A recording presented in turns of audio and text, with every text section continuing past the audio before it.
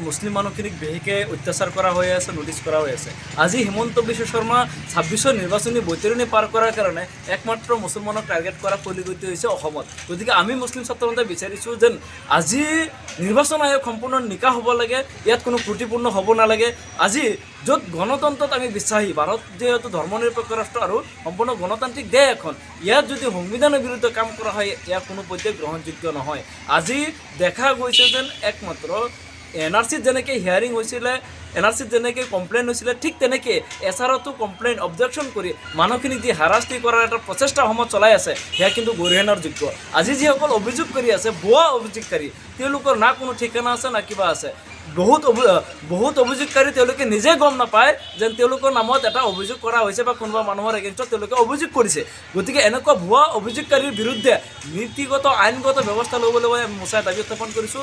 আৰু এটা কথা স্পষ্ট যেন এনেকেই মুছলমানক ভোটাৰ তালিকাৰ পৰা নাম কৰ্তন কৰি তেওঁলোকৰ ভোটাধিকাৰ খৰ্ব কৰাৰ যি ষড়যন্ত্ৰ অসমত আৰম্ভ কৰিছে মুখ্যমন্ত্ৰী ডাঙৰীয়াই, আৰু মুখ্যমন্ত্ৰীয়ে নিজেই স্পষ্টভাৱে স্বীকাৰ কৰিছে যেন SRত যিবিলাক নাম কৰ্তন কৰা হৈ আছে ইয়াত আঁৰত কিন্তু মুখ্যমন্ত্ৰীৰ নিৰ্দেশনা আছে, আৰু মুখ্যমন্ত্ৰীয়ে স্বতঃস্ফূৰ্তভাৱে ইয়াত স্বীকাৰ কৰিছে। গতিকে সাংবিধানিক পদমৰ্যাদাত থকা এগৰাকী ব্যক্তিয়ে এনেকৈ ভাৰতীয় নাগৰিকক অত্যাচাৰ কৰিবলৈ নিৰ্দেশনা দিয়াটো কোনো পধ্যে গ্ৰহণযোগ্য নহয়। গতিকে এনেকুৱা মুখ্যমন্ত্ৰীয়ে স্বইচ্ছা পদত্যাগ কৰিব লাগে আমি মোচাই দাবী উত্থাপন কৰিছোঁ। কাৰণ মুখ্যমন্ত্ৰীয়ে একমাত্ৰ হিন্দু মুছলমানৰ নামত নিজৰ ভোট বেংক বৃদ্ধি কৰাৰ কাৰণে আজি তেওঁলোকে এনেকৈ আবোল তাবোল বকি থকা পৰিলক্ষিত হৈছে। আজি চাওক তেওঁলোকে উচ্ছেদ কৰিলে, উচ্ছেদৰ নামত প্ৰকৃত ভাৰতীয় নাগৰিকক হাৰাশাস্তি কৰি থকা হ'ল। আজি যি উচ্ছেদিত লোক আছিল এই লোকটো কোনো বাংলাদেশী নহয় বা সংযুক্ত নহয়, কিন্তু তেওঁলোকে টেটু ফালি চিঞৰি আছে এই লোকসকল বাংলাদেশী সংযুক্ত নাগৰিক বুলি।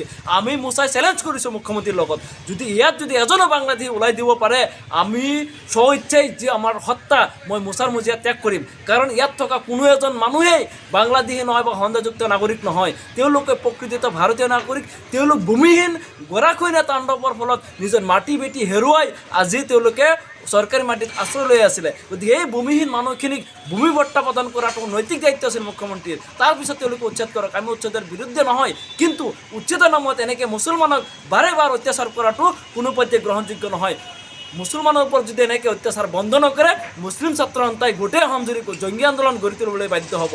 ইতিমধ্যে দেখা গৈছে যেন ৰাজ্যত মিয়া মুছলমানৰ ওপৰত অত্যাচাৰ কৰিবলৈ মুখ্যমন্ত্ৰী নিৰ্দেশনা জাৰি কৰিছে, ডাইৰেক্ট অত্যাচাৰ কৰিবলৈ তেওঁলোকে ইংগিত কৰিছে। আজি অসমত যদি মিয়া বাংলাদেশী আছে তেওঁলোকে দেখাই দিয়ক ক'ত বাংলাদেশী আছে, ক'ত আছে।